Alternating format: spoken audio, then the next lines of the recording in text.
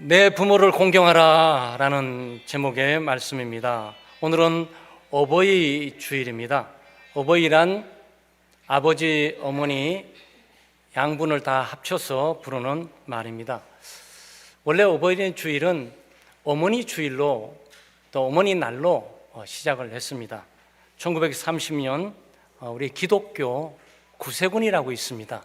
우리와 종파는 다르지만 기독교인데 기독교 구세군에 의해서 1930년 교회가 처음으로 어머니 날을 정해서 지키기 시작을 했습니다. 그러다가 1955년도 이승만 대통령이 전국적으로 어머니 날을 정하게 됩니다. 그리고 1960년에 어버이 주일로 또 바꿔서 정해지게 됩니다. 1974년도는 정부도 공식적으로 바로 어머니 날을 정하게 되었습니다. 그러니까 어버이날은 처음으로 지키게 된 게 지금으로부터 한 64년이 됩니다. 교회가 지켜온 거죠. 교회가 64년간 어버이 주일로 지켜온 거고 정부는 지켜온 것이 50년이 됐다고 봅니다. 그만큼 교회 역사가 어버이를 더 소중히 여기고 지켜온 기념일이 더 길게 되는 거죠. 앞으로 큰 죄악의 관영에서 폐역의 시대가 오지 않는 한 아마 어버이 주일은 주님 오시는 날까지 교회뿐만 아니고 모든 사회가 지키게 될 것입니다. 그래서 어버이 주일을 맞이해서 우리를 존재하게 하시고 낳아주시고 길러주신 어버이의 은혜를 우리가 다시 한번 되새기면서 무엇보다도 하나님께서 십계명에 내 부모를 공경하라는 이 계명을 엄숙하게 가슴으로 받아들이면서 믿음으로 우리가 효를 표현하는 그런 시간들이 되어야 되겠습니다. 부모 공경이 왜 이렇게 중요하겠습니까? 여기에 지금 하나님께서 십계명에다가 명시를 해뒀습니다. 오고는 불멸의 그 계명이죠. 하나님의 말씀, 명령입니다. 이 계명을 기록해 놓은 겁니다. 내 부모를 공경하라는 이 말은 한마디로 효를 다하라는 얘기죠. 효자가 되고 효녀가 되어라. 가정에는 효도가 있어야 된다라는 부분을 가르쳐주고 있는 겁니다. 이게 상담가의 말도 아니고 어떤 기독교 가정의 전문가의 말도 아니고 하나님의 말씀이시니까 그 엄중한 거죠. 세상을 창조하실 뿐만 아니고 가정을 제정하신 그 하나님께서 가정과의 사회 유지를 위해서 바로 명령을 하고 계시는 겁니다. 단순한 교훈이 아니고 충고가 아니고 권면이 아니고 명령입니다. 여기 여호와께서 명령한 대로 명령이에요. 그러니까 이것은 단순히 교훈이나 권면, 충고가 사회적인 윤리나 도덕, 규칙이나 규범이 아니고 창조주 하나님, 가정을 제정하신 하나님께서 부모에게 효를 다하고 공경하라라고 명령을 하신 거죠. 그러니까 이 사회법뿐만 아니고 일반 윤리법에 의해서도 부모 효를 굉장히 높이 인정하고 있지 않습니까? 모든 종교, 많은 종교들이 있지만 그 종교도 부모님 공경을 가르치고 있습니다. 도대체 그들과 기독교가 다른 점이 무엇이냐? 그분들은 규칙과 규범으로 지킵니다. 도덕과 윤리로 지키는 거죠. 규범을 통해서 또 풍습을 통해서 관습을 통해서 지켜나가는 거예요. 그게 좋은 것이겠거니 그리고 그것은 어떤 신적인 명령으로 듣지를 않고 일반적인 교훈으로 듣게 되는 거죠. 그러니까 형편이 되면 할 수 있는 거고 형편이 안 되면 못 하는 거고 하고 싶으면 하는 거고 하고 싶지 않으면 안 하는 거고 미덕이나 윤리적인 그래도 모습을 좀 끼고 살고 싶으면 하는 거고 그거마저도 나는 싫다고 생각하고 살아가면 안 해도 되는 거고 그 일반 사회가 가지고 있는 효는 그런 것입니다. 그러나 기독교가 가지고 있는 효는 완전히 달라요. 창조주 하나님, 생명의 근원이 되신 하나님, 가정을 되신 하나님께서 명령하신 것이에요. 이 명령은 들어도 되고 안 들어도 되는 것이 아니에요. 환경이 되고 형편이 되니까 하는 거고 안 하고 이렇게 될 수 있는 문제가 아니에요. 하고 싶으면 하고 하기 싫으면 하지 안 하고 이런 문제가 아니에요. 형편이 안 돼도 해야 되는 거고 하고 싶지 않아도 해야 되는 거고. 왜 그러죠? 하나님의 명령이기 때문에 그래요. 그래서 어떤 사람들이 기독교인 우리에게 왜 효를 행하십니까? 그러면 나를 만드신 하나님께서, 가정을 만드신 하나님께서 하시라고 하니까 저는 순종할 뿐입니다. 이렇게 효를 하는 것이지, 우리가 도덕적으로 윤리적으로 그것이 풍습이고 그것이 미덕이고 윤리가 뜨기 때문에 하는 것이 아니란 말이죠. 그만큼 이 효를 행하고 부모를 공경하는 것은 엄중한 문제다라는 걸 하나님께서 십계명에 새겨두고 있는 겁니다. 둘째는 사회의 기본 단위인 가정에서 위계 질서를 유지해 나가기 위한 하나님의 방편이에요. 에베소서 6장 2절 말씀에 내 아버지와 어머니를 공경하라, 이것이 약속에 있는 첫 계명이니 그랬습니다. 첫 계명이라고 말하고 있어요. 첫 계명은 사실은 내 하나님만 섬기라라는 것이었어요. 여기에 첫은 순서적인 측면에서 첫 번째가 아니고 등급, 이 퀄리티, 질에 있어서 가장 첫 번째 있음을 우리에게 가르쳐주고 있는 겁니다. 가정은 사회의 가장 작은 단위의 소사회예요. 사람이 모여서 한두 명의 가정을 이루고 이런 가정들이 여러 가정이 되고 수천 가정이 되게 되면 하나의 나라를 이루게 되고 사회를 이루게 되죠. 그러니까 이 기본 단위들이 다 무너지게 되면 요 위에 서 있는 모든 사회 전체가 다 무너지는 거예요. 사회에서 질서는 굉장히 중요합니다. 안정과 안녕을 꾀하는 것이죠. 돈이 많고 물질도 많고 사회 신분도 지위도 높고 꿈도 이루고 성공도 했는데 날마다 불의와 불법이 행해가지고 집 꽉꽉 닫아도 불안해서 견딜 수가 없어요. 지나갈 수가 없어. 무법천지가 되는 거죠. 질서가 무너지게 되는 거죠. 이 사회가 무너지는 것은 한순간이에요. 그래서 질서가 무너지면 한순간에 암흑천지로 바뀌어지게 되는 겁니다. 그래서 왜 쿠데타를 큰 죄로 정죄하고 있냐? 가만히 가고 있는 질서를 누군가가 뒤바꿨다는 측면에서 굉장한 문제를 제기하고 있는 거죠. 사회 안녕을 꾀하고 평화를 해치는 일들이 진행되는 거고, 질서가 무너지게 되니까 혼돈과 혼란이 진행되면서 곧바로 어둠이 다가오고 사람들이 불안에 떨고 사는 것이 아니게 되는 거죠. 그럼 이 위계 질서를 어디서 배우냐? 가정에서 배운다. 가정의 가장 어린인 부모님, 부모님을 공경하고 존경하고 받들고 대우를 함으로써 질서를 유지하는 거죠. 자식이 부모님보다 똑똑할 수 있고, 자식이 부모보다 더 올바르게 살 수 있고, 올바른 생각할 수 있고, 더 출세할 수 있고, 더 성공할 수 있고, 돈 더 많이 벌 수 있고, 학위도 더 높고, 자식이 가지고 올 수 있지만, 그럼에도 불구하고 가정에는 질서가 있으니 이 질서를 지키고 살아야 된다는 거죠. 그래서 이 사회 질서에 대한 가장 기본 단위인 가정의 질서를 통해서 하나님께서 생각하는 것은 뭐냐면은 이 사회가 질서 정연하게 가는 평안을 되찾는 사회로 가기를 원하시는 거예요. 그래서 부모 공경은 단순히 부모와 나와의 관계만이 아니라 이것은 함께 인류가 살아가는 이 사회의 질서와 함께 맞물려 있단 말이죠. 자기를 사랑하고 자기의 모든 것을 아낌없이 준 사람도 무시하는 사람이 대통령 된다 그래가지고 장관 된다 그래가지고 얼마나 다른 사람을 무시하고 업신여기면서 치겠습니까? 불보듯이 뻔한 사실이에요. 그렇기 때문에 이런 위계 질서에 대한 하나님의 방법이 가정에서 부모를 공경하는 것부터 출발을 시키는 거죠. 가정에서 부모를 높이고 부모를 공경하지 않는 자세를 가지고 세상에 나가게 되면 자기 똑똑하고 힘있고 능력있고 성공한 것으로 연령 관계없이 얼마나 사람들을 무시하고 업신여기고 살아가게 되겠습니까? 거기에 수많은 사람들의 반감과 마음속에 있는 쓴뿌리와 아픔과 고통들이 어떻게 표출될 것 같아요? 그런 이 사회는 불행해질 수밖에 없는 거죠. 세 번째는 하나님을 공경하는 법을 배우는 것 한 방편이기 때문에 그래요.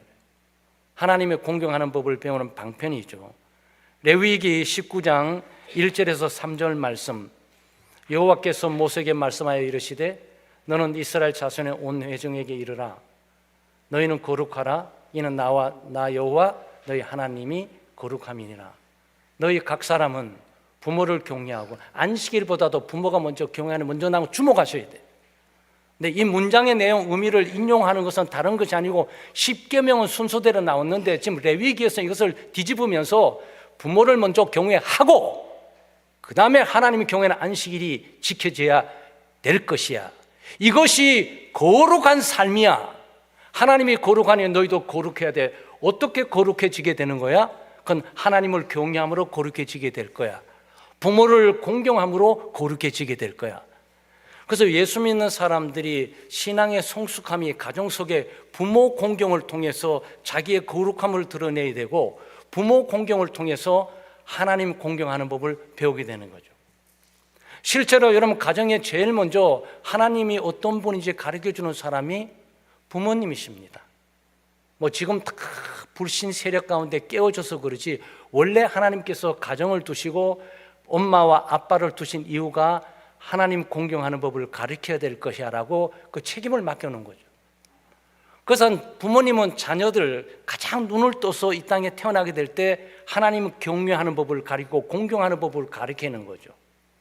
삶을 통해서, 지식을 통해서 가르칠 뿐만 아니고 하나님 사랑도 가르쳐요. 아낌없이 주고 희생하고 양보하고 하는 이 사랑은 하나님이 이렇게 사랑하시는 거야. 하나님의 사랑을 가르쳐 주도록 되어 있단 말이죠. 동시에 하나님의 공의도 가르칩니다. 이건 잘못됐고 저건 잘못됐고 이거는 고쳐야 되라고 혼내고 고치도록 하는 이 공의의 공법들이 부모를 통해서 이루어지게 되어 있단 말이죠. 그러니까 이건 뭐죠? 하나님을 공경하는 법을 가르치는 이 사람은 뭐죠? 공경받아야 될 사람인 거죠. 그러니까 부모 공경은 하나님 공경이 되는 거고, 하나님을 공경하는 것이 부모 공경이 되는 거고, 하나님을 공경해야 되는데 어떻게 공경해야 되냐? 하나님의 공경을 가르치는 부모를 공경함으로 하나님의 공경을 배우게 되었다, 그 말이에요. 부모를 공경함으로 하나님을 공경하는 법을 배우는 거고, 하나님을 공경함으로 부모를 공경하는 것을 배우게 되는 거란 말이에요. 그래서 부모 공경은 기독교인에서 굉장히 중요한 거고, 우리의 심장에 새겨져 있고 가정의 중심에 새겨져 있어야 되고 이 사회 중심에 새겨져야 될 그런 법이라는 말이죠. 부모님을 어떻게 공경해야 할까요? 삶 속에 부모님을 실제로 공경하는 것과 머리로 공경하는 건 다르겠죠. 그리고 우리는 기독교인은 삶 속에서 부모님을 공경하는 법을 배우고 또 공경하는 법을 실천해 살아야 됩니다. 부모님을 공경하는 것은 우리말에 잘 표현되어 있는 것이 영어에는 많이 표현되어 있어요. 뭐 supporting your parents 얘기하고 serve your parents in faithfully 뭐 이렇게 영어는 여러 가지로 표현해요. 그 종합적으로 우리 한국 단어에 이것을 가장 잘 표현하는 것이 뭘까 볼 때 복양이라는 단어예요. 아마 불교적인 냄새가 나니까 기독교가 사용을 안 해서 그런 것이지, 실제로 이 공경, 언어, 갓 이것들을 표현하고 있는 실제적인 문제는 복양이에요. 복양이 무슨 뜻인지 잘 알죠? 네, 봉은 높을 봉자예요.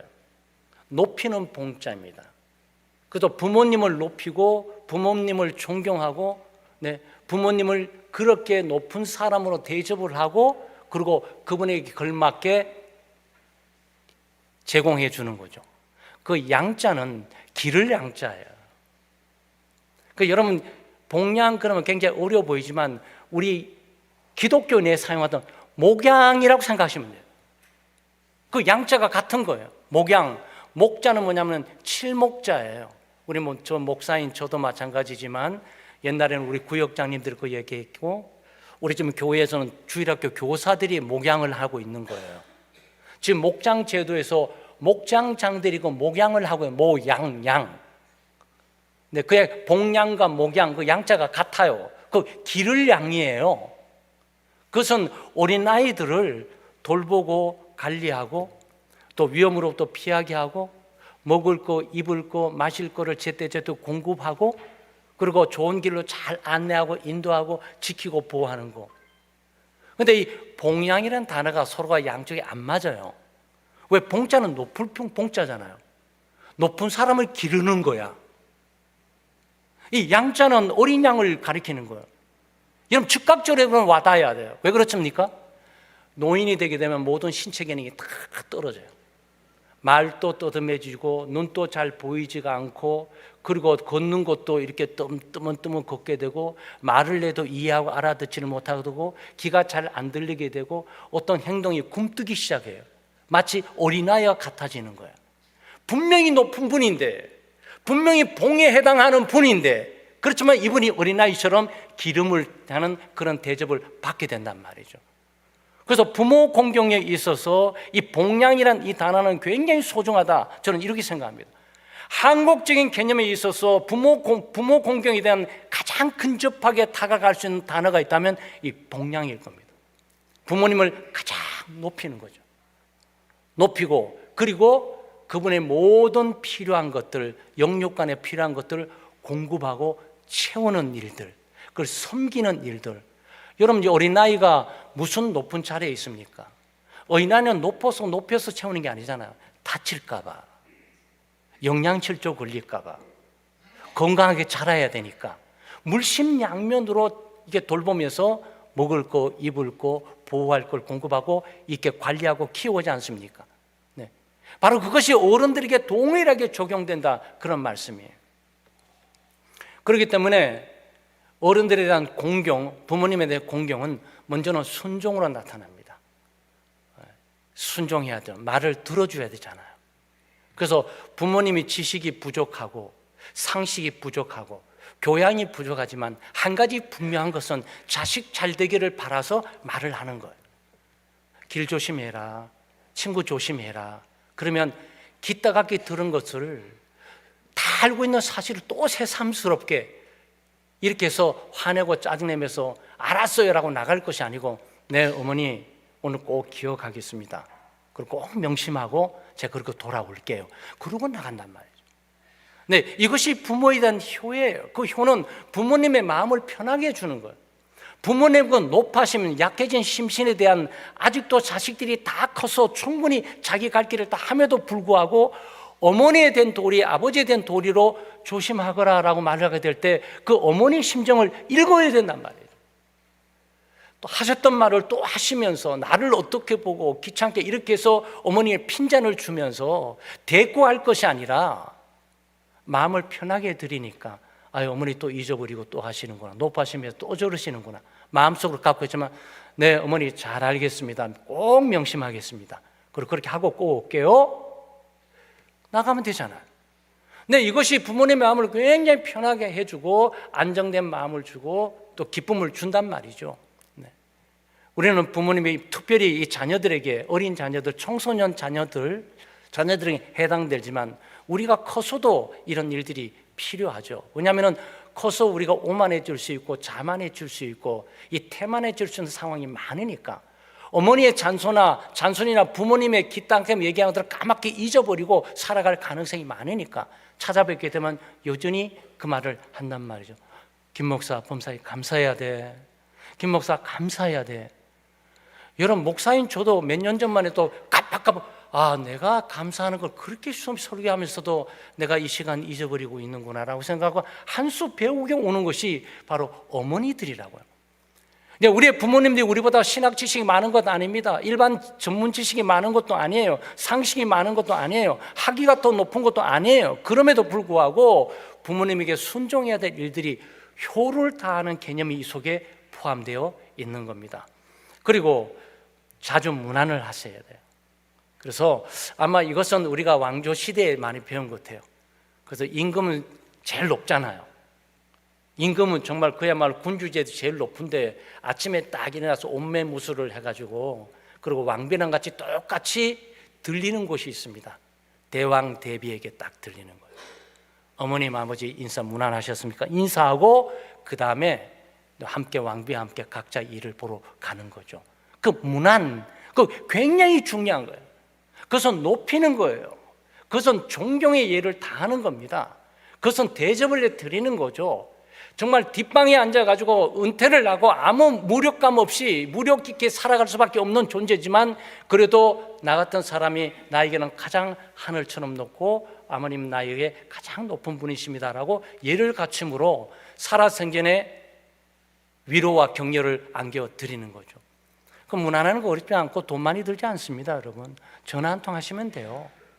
문자 남겨두시면 되고, 뭐 영상통화 요즘 발전됐으니까 영상통화를 하면 얼굴 한번 보여드리면 그거는 뭐 금상첨화고 그거는 목소리뿐만 아니라 더 좋은 거고. 여러분 한번 생각해 보시기 바랍니다. 부모님이 살아생전에 가장 듣고 하는 목소리가 뭘까? 임영웅 씨의 트롯일까? 아니에요. 그는 자식의 목소리보다도 능가할 수 없어요. 네. 일시적으로 기쁨을 주는 많은 목소리가 있고 소리들이 있지만 그 소리보다도 어머니가 정말 기다리는 목소리는 따로 있어요. 그 목소리는 자식의 목소리예요. 그 자식의 목소리는 어떤 목소리도 어떤 목청도 심지어 한국 세계 최고의 조수미 씨의 목소리도 채울 수가 없어요. 그건 자식의 소리라야만 채워지는 거예요. 그럼 들려드리세요. 네. 무난하시면 돼요. 네. 그건 돈 드는 것도 거리가 관계없어요. 그것은 어머니 안녕하셨어요, 아버지 안녕하셨어요. 그 목소리 딱 듣는 순간 모든 부분들이 흡족하게 다 채워지는 거예요. 그 목소리가 신 목소리고 좋은 목소리가 아니라도 그 목소리는 자녀의 목소리로서 그것은 어머니를 넉넉하게 위로하고 격려할 만한 목소리란 말이죠. 네. 그거 하시면 돼요. 그건 관심의 문제이지 내가 뭐 부족하고 연약하고 뭐 그야말로 정말 개선 장군처럼 뭔가 막 승리해가지고 막 등장에 나타나서 어머니 저 이런 사람입니다라고 명함 딱 부르면서 가시죠 뭐 이렇게 안 해도 돼요. 그냥 부모님들은 그 외롭고 그리움 가운데 그 목소리가 듣고 싶고 얼굴이 보고 싶은 거예요. 얼굴 한번 비춰주는 거죠. 근데 그게 효도가 되는 거예요.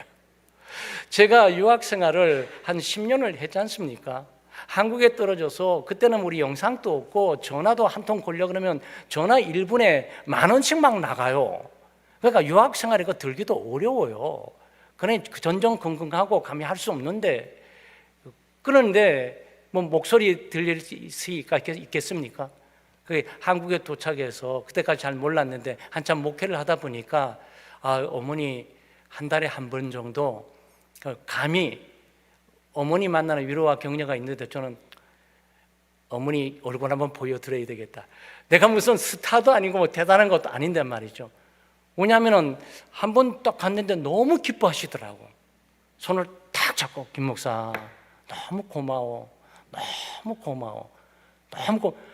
아니 어머니 한 번만 하시면 되는데 왜 이렇게 많이 해서 부담을 주시는 거지? 왜 그런 거지? 근데 그 마음이 진짜였던 거예요.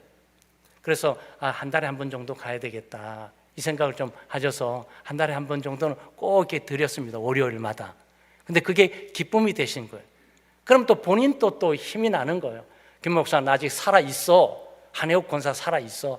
암송 한 10가지 암송한 거 제 앞에서 쫙 하다가 몇 개 이렇게 막히면 제가 이제 도와드리면서 쭉쭉 하게 되면 그래도 이 목사가 성경 다루면서 성경 말씀 암송을 기뻐하는 거 아니까 내게 기쁨을 준다고 또 그런 또 제스처를 또 취하세요. 그냥 가만히 계셔도 충분히 어머니의 실력과 능력도 알고 내가 기도하는 것도 알고 말씀 보는 것도 아는데 그렇게까지만 한단 말이죠. 부모님이십니다. 여러분도 문안하세요. 자주 문안하시면 좋아요. 매일 문안하시면 더 좋고 제가 우리 교회 교우들 가운데 어떤 권사님 한 분은 매일마다 전화 와요. 그 소리를 굉장히 기뻐하시면서 얘기를 하시는 거예요. 그래서 그 목소리는 정말 최고의 목소리다. 이 목소리를 누가 능가할 수 있을까? 왜냐하면 자식의 목소리를 듣게 되면 뭔가 하나 빈 공간이 채워지는 거거든요. 예, 그렇습니다. 둘째는 우리가 좀 작은 선물로 감사를 표현할 필요가 있어요. 많은 큰 선물이 필요해요? 필요 없습니다. 큰 바라지도 않아요. 자식의 입장과 상황들, 여건과 처지를 너무나 잘 알고 있어요. 그런 자식 말이죠. 뭘 보따리 싸갖고 왜 안 오는 거야? 이런 부모는 거의 없습니다. 그저 목소리 한번 들으면 다행이고, 잘 있어요 라는 이 한마디만 해도 그냥 그 주간은 편안하게 지내시는 분들인데, 거기다가 좀 덧붙여서 조그만 선물들을 준비해서, 좋은 선물도 아니고, 뭐 목회자가 큰 힘과 능력이 있겠습니까? 그래도 외국 유학 생활할 때는 그것도 우리 일레비 엄마가 김간사가 매번 챙기셨다고요.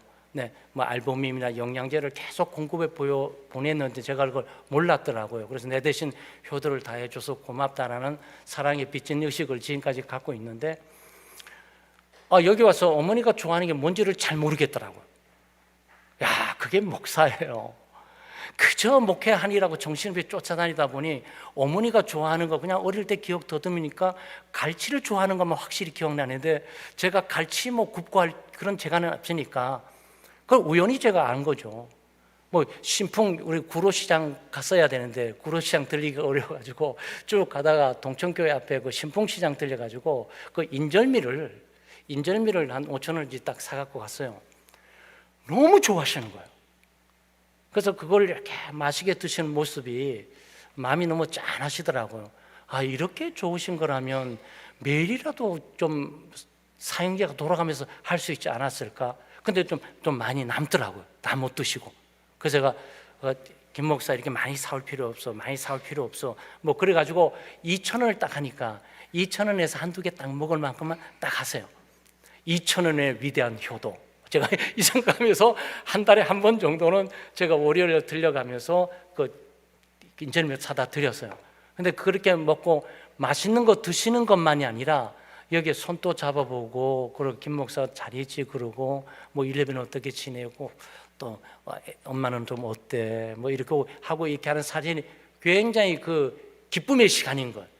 네, 또 이 말씀도 하고 저 말씀도 하시고 이러면서 또 행복한 시간을 보냈는데, 저는 지금은 그런 시간을 가질 수가 없습니다. 그것도 시기가 있고 때가 있는 것 같아요. 지금은 인절미 5,000원어치 아니고 10,000원어치도 사드릴 여유가 충분한데, 이제는 기다려주지를 않으시니까 나는 효도를 하고 싶고 환경이 돼가지고 돌아보고 싶어서 뭔가를 해드리고 싶은데 이미 떠나고 안 계시는 거고, 또 어떨 때는 깨닫고 할 만할 때는 벌써 이미 떠날 때가 가까워서 홀로 투병 생활에 진을 치고 있으니까 드실 수도 없고 닌게는 맞고 있고 이런 정황들이 우리 가운데 일어나고 있는 거죠. 그래서 제가 어버이 주님, 어머니가 안 계시고 아버지도 안 계시고 또 장모님, 장인어른도 안 계시니까 이거 어떡하지 그러면서 제가 편지를 한번 써봤어요. 어머니, 아버지가 살아계시는 걸로 간주하고 제가 편지를 써봤는데, 편지 다 한번 썼어요. 한 서너 문장 쓰다가 눈물이 앞을 가려서 나 이거 쓰면 안 된다. 이거 쓰다가 나 주일날 내 부모 공경하라도 울면 어떡하지? 지난번에 우리가 선교 문제를 하다가 또 그랬는데 이거 울보 목사로 인정받으면 안 된다 싶어서 제가 딱 끊어서 안 썼어요. 일부러 고의적으로 안 썼습니다. 그거 다 쓸 수 없어요. 그 어머니나 아버지의 그 사랑과 관심과 이런 것들을 표현을 해보려고 노력하고 감사를 해보려고 하는데 제가 세 문장을 못 넘어갔습니다. 아마 여러분도 그렇게 한번 해보시면 뚜렷해져요. 어머니, 아버지가 나를 사랑하고 나를 관리하고 도와줬던 것들을 몇 개 쓰다 보면 정말 감히 그분들의 사랑과 그분들의 섬김에 한들이 아무것도 없는 자신만 노출돼서 고의적으로 피하고 싶어요. 그래서 여러분 목회뿐만 아니고 여러분도 마찬가지지만 어머니, 아버지 잊고 살고 싶죠? 어떨 때 그럴 때 있어요. 고의적으로. 왜 피하고 싶은지 아세요? 네. 너무나 마음이 아프고 너무나 아쉽고 안타까움이 몰려오니까 그걸 피하고 싶어서 의도적으로 그럴 때가 많습니다. 그래서 한편 이런 생각도 드는 거예요. 부모님 살아 생전에 계시는 것, 이건 너무 감사하고 복된 일이다.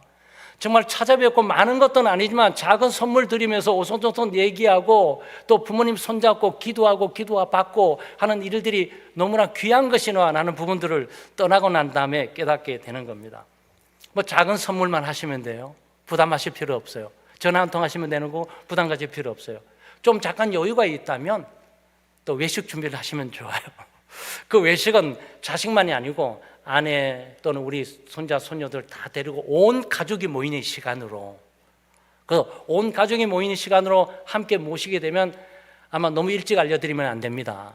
네, 토요일 날 이벤트인데 월요일부터 알려드리면 잠 못 주무세요. 제가 볼 때는 거의 흥분하셔가지고 그 시간만 기다리실 거예요. 그러니까 한 목요일쯤이나 이렇게 알려드려가지고 이틀 정도만 흥분하도록, 그래서 에너지가 낭비되지 않도록 분명히 그럽니다. 왜냐하면 아들을 만나고 딸을 만나거나 사위를 만나고 며느리 만날 뿐만 아니고 손자 손녀를 만드는 모이는 그 시간들이 그리운 거예요.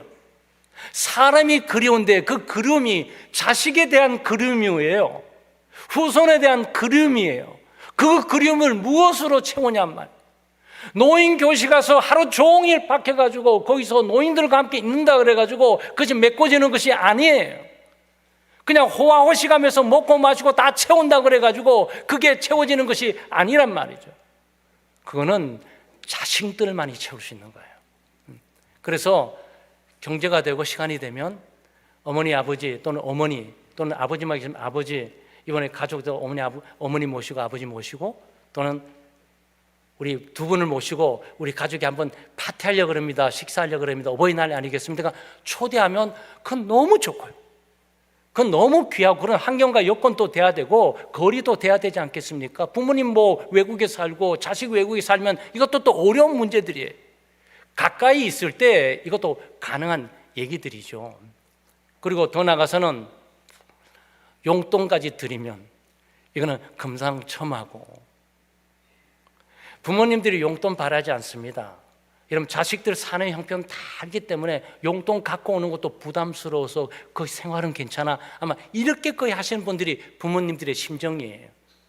그런데 용돈 요번에 제가 얼마를 드려야 될까 한번 생각을 해봤어요.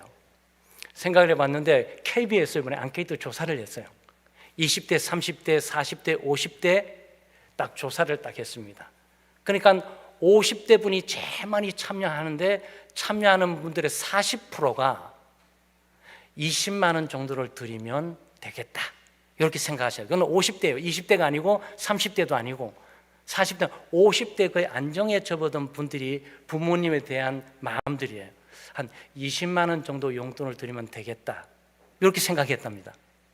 그런데 반대로 부모님들은 50대 되는 자녀를 두실지라도 얼마 정도 받고 싶습니까? 그러니까 한 10만 원 정도를 받고 싶습니다. 이렇게 한 38%가 부모님들이 답을 했다고 그래요. 그러니까 종합적으로 보게 되면 개념의 차이가 좀 있는데 자식은 부모님에게 용돈을 20만 원 드리고 싶은데 부모님은 반대로 그걸 알았으면 가지고 와 이렇게 했을 텐데 그걸 모르니까 10만 원만이라도 이렇게 생각을 했다는 겁니다. 그러니까 부모의 마음이죠. 그런데 이것은 일반적인 것이고 5만 원도 괜찮고 3만 원도 괜찮고 2만 원도 괜찮고 네? 괜찮습니다. 형편에 따라 하고 표현을 하는 거죠. 돈의 가치에 대한 무게에 따른 것이 아니고 그 마음이 실려 있는 거죠. 네? 마음이 실려 있는 거예요. 네?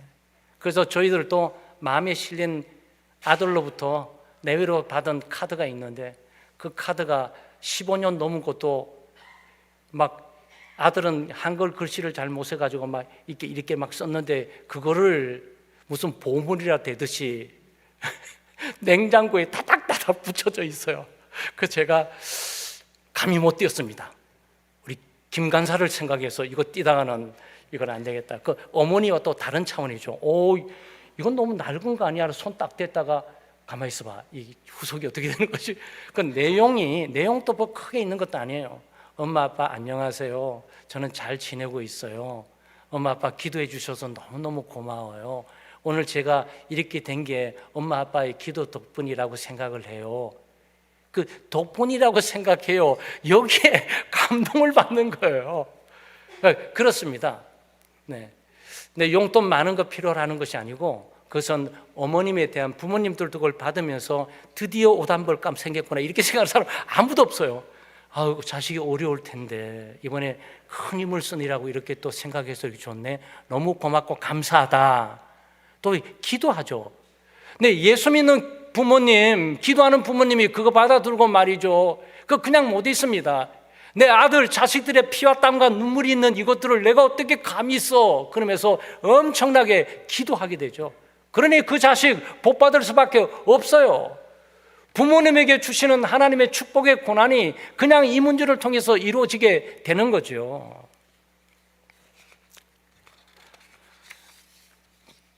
부모를 공경하는 자녀는 복을 받게 됩니다. 오늘 신명기 5장 16절에 그리하면 내 하나님 여호와가 내게 준 땅에서 내 생명이 길고 복을 누리리라. 길고 복을 누린다 그랬습니다. 에베소 6장 3절에 이로써 내가 잘되고 땅에서 장수하리라 이렇게 말씀을 했습니다. 그러니까 잘 되는 거고 장수하는 거예요. 잘 되는 것은 형통한 것입니다. 만사가 이렇게 딱 평탄하게 이렇게 일이 진행돼 나가는 거죠. 장수하는 것은 오래 사는 거예요. 영어 표현은 정확해요. long lived 그랬어요. 이것도 우리 한국말로 번역하면 신하들이 왕을 향해서 만세수 하옵소서 그거예요. 정확히 그거예요. 근데 만세수 하옵소서 그런다 그래가지고 오래 삽니까? 왕들 생명이 굉장히 짧아요. 40, 50대 뭐 이때 다 이렇게 죽었더라고 역사적으로 보니까. 네. 여기 산다는 오래 산다는 의미 그리고 잘 된다는 의미를 여러분 잘 이해하셔야 돼요. 나 부모 효도했는데 오래 살지 못하고 40대 질병 들어서 죽었어. 성경대로 되는 것도 아니잖아. 이거 문제가 있어. 이럴지 모르잖아요. 여기에는 이 말씀의 복은요 가나안 땅에서 있을 사건이에요. 여러분 가나안 땅을 들어가면 그 약속의 땅입니다. 그 땅에 들어가게 되면 어떤 일이 있게 되죠? 심각한 전쟁이 3, 4년 동안 있게 됩니다. 이 땅에서. 네. 이 땅에서 있게 되는데 승리를 하게 되죠. 남부전선 그 다음에 중부전선, 남부전선, 북부전선 이렇게 해서 승리를 합니다. 네. 그럼 여기에 죽어가는 사람들은 뭐냐고. 전쟁을 하다가 빨리 죽어가서 해보는 이 사람은 부모에게 효도하면서 전쟁에서 죽어버렸는데 저거 어떡하냔 말이죠. 여러분 이 뜻이 그런 뜻이 아니고요. 이 뜻은 한마디로 약속의 땅 하나님의 나라에서 누릴 수 있는 승리와 안정을 말하고 있는 겁니다. 그러니까 사람들이 다 직장을 잘 잡고 공부를 열심히 해서 직장을 잘 잡고 결혼을 잘해서 사는 것은 왜 그러는 거죠? 네, 우리가 쉽게 표현한 것은 잘 살기 위해서 그리고 좀 더 깊이 가게 되면 안정된 삶을 위해서 안정된 삶 그 평화와 안정이 있는 곳 그러니까 여기서 무슨 말씀 표현하냐면은 효가 있는 사회는 안정된 사회가 되는 거예요. 위기의 질서가 있고 부모에 대한 효에 대한 이 높임과 받들어 섬기는 이 일들이 진행되게 되는 그 가정은 안정된 가정이 되는 거예요.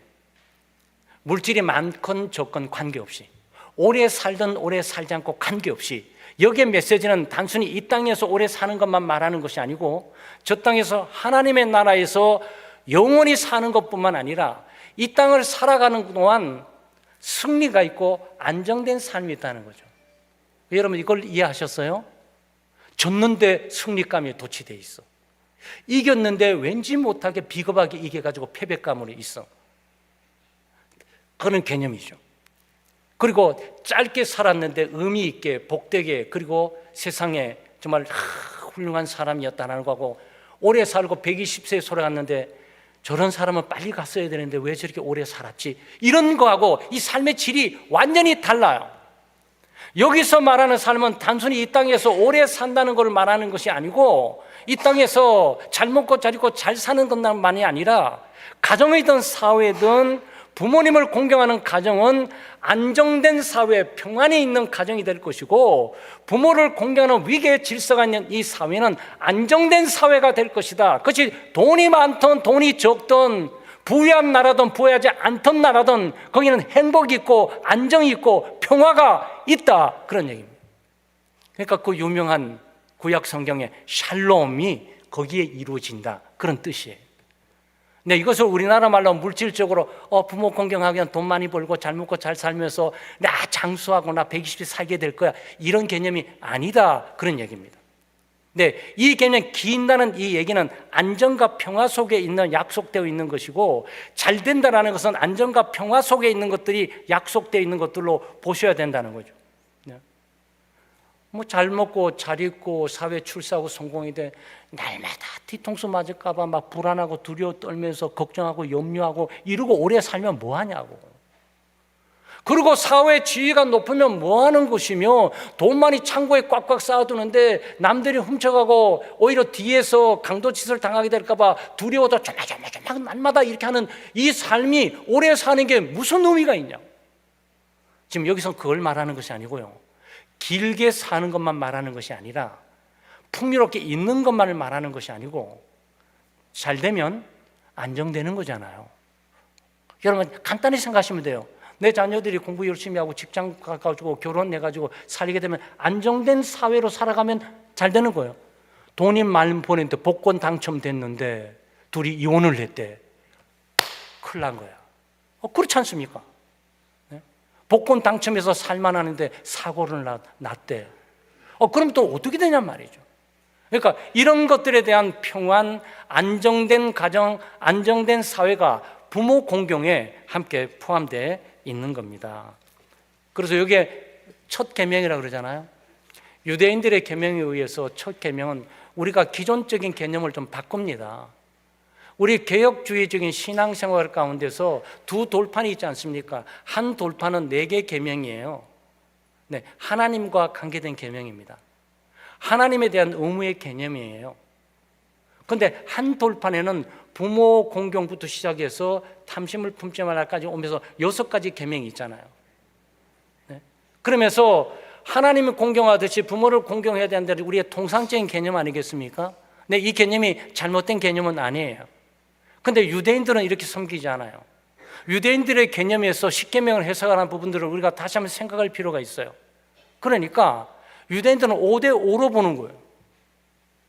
4대6으로 하나님의 계명은 4고 그 사람에 대한 개념은 6개고 그래서 십계명이 아니고 하나님에 대한 개념은 5개고 사람에 대한 개념도 5개로 보는 5대5로 봐요. 유대인들이 그렇게 해석을 해요.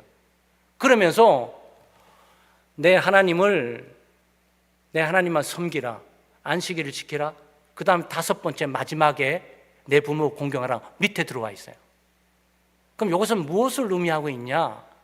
부모 공경이 신적인 계명이라는 거예요. 유대인들의 사고방식에 있어서 부모님은 하나님을 대신하고 하나님 공경하는 것을 대체하는 분이기 때문에 이 계명이 여기와 사람과의 계명이 와 있는 것이 아니고 하나님의 신적 계명 밑에 들어와 5개 계명, 그리고 간음하지 말라부터 탐심까지 5개 계명, 이렇게 균형을 잡아본다, 그런 말입니다. 이건 무시될 수 없는 해석이에요. 그러니까 부모의 공경은 사람과의 관계의 의무가 아니고 하나님에 대한 신적인 의무로서 부모를 섬기게 되는, 아까 말한 명령이다, 이것은 라는 것과 함께 맥을 같이 하고 있어요. 그렇게 해석을 하고 있습니다. 그러니까 하나님에 대한 계명, 하나님에 대한 의무의 가장 밑이 사람과 계명의 가장 으뜸을 선도하는 걸로 되어 있단 말이에요. 우린 시간이 많이 가서 저희들이 세월도 오르고 어릴 때는 열심히 새벽종이 울렸네, 새 아침이 밝았네, 우리가 이런 노래도 하고, 네, 어버이날, 어머니날 되게 되면 우리가 어버이 효에 대한 노래도 많이 부르고, 저도 보니까 한 번도 졸업하고 난 다음에 대학을 가서 한 번도 불러본 적이 거의 없는 것 같아요. 아니, 고등학교 때조차도 이게 잘 안 부르는 것 같아요. 아마 여러분이 까맣게 잊어버렸을 수 있습니다. 제가 여러분과 어렸을 때 그 시를 한번 생각을 하면서 부모에 대한 효, 하나님의 명령을 다시 한번 확인하는 시간들을 좀 가져야 되겠습니다. 양주동 작사 이홍혁 작곡의 어버이 은혜라는 것이 있습니다. 아마 여러분 노래를 많이 부르셔서 학교였으면, 주일학교였으면 제가 불렀을 텐데, 우리가 예배 장소에 또 부르게 되면 세속적인 노래를 또 왜 부르지 이런 시험에 드는 분이 있을까 봐 노래를 안 부르는데, 나실제 괴로움 다 잊으시고 기를제 밤낮으로 애쓰는 마음, 진자리 마른 자리 가라니시며 손발이 다 닳도록 고생하시네. 하늘 아래 그 무엇이 높다 하리요. 어버이의 희생은 가히 없어라. 2절인데, 어려선 안고 업고 올려주시고 자라선 문 기대어 기다리는 마음, 알을 쌓아 그릇 댈 쌓아 자식 생각에 고우시던 이마 위에 주름이 가득 땅 위에 그 무엇이 높다 하리요 어버이의 정성은 지극하려라. 하늘 아래 그 무엇이 높다 하리요. 그러니까 어버이에 대한 공경이 하늘 아래에서는 가장 높은 것을 노래하고 있는 거예요. 그러니까 오늘 우리가 첫 계명이라는 바울 사도의 이 메시지를 정확하게 반영하고 있어요. 네, 이것이 기독교인의 정서로 이걸 만드는지는 모르지만 확실히 기독교적인 내용들을 이 속에 분명하게 명시하고 담고 있어요. 어머님 은혜라는 노래도 있습니다. 이 노래도 정확히 그걸 표현하고 있는 것 같아요. 높고 높은 하늘이라 말들 하지만 나는 높은 게 또 하나 있지. 낳으시고 기르시는 어머님 은혜, 푸른 하늘 그보다도 높은 것 같아. 2절인데 넓고 넓은 바다라고 말들 하지만 나는 넓은 게 또 하나 있지. 사람되라 이르시는 어머님 은혜, 푸른 바다 그보다 더 넓은 것 같아. 그러니까 하늘이 아무리 높아도 어버이의 수준을 능가할 수는 없다. 바다가 아무리 넓어도 어버이의 사랑의 넓이만큼 넓을 수는 없다. 근데 그걸 노래하고 있는 거죠. 우리가 어릴 때 이 노래를 부르고 있는데 이거 깊이 한번 묵상을 못 해봤어요. 그리고 원래는 제가 어머니가 안 계셔가지고 이 말씀을 묵상을 해보면서 깜짝 놀랐어요. 야, 이거 굉장히 신학적이고 십계명을 반영하듯이 또 바울 사도가 에베소 6장 2절에 첫 계명에는 으뜸된다라는 이 으뜸, 모든 것들의 순서상 앞서 있고 등급에 있어서 앞서 있는 이것이 뭘까? 정말 하늘 아래 바다에서 가장 높고 넓은 것은 뭘까? 여러분과 저의 마음속에 어머니, 아버지와 어머니다라고 고백을 해야 되고 선포를 해야 된다, 그런 말이에요. 그것이 오늘 십계명이 우리에게 주는 내 부모를 공경하라는 말씀입니다. 사랑하는 성도 여러분, 이미 우리 가운데 저처럼 어버이가 돌아가시고 안 계신 분이 계신다면 주변 가까이 연세 되신 선생님이나 스승이죠, 또 연세가 많으신 우리 선배나 또 연세가 많은 어떤 목회자에게 이 표현을 해보는 것도 좋습니다. 아직까지 살아계신 어버이가 계신다면 이거는 정말 기회입니다.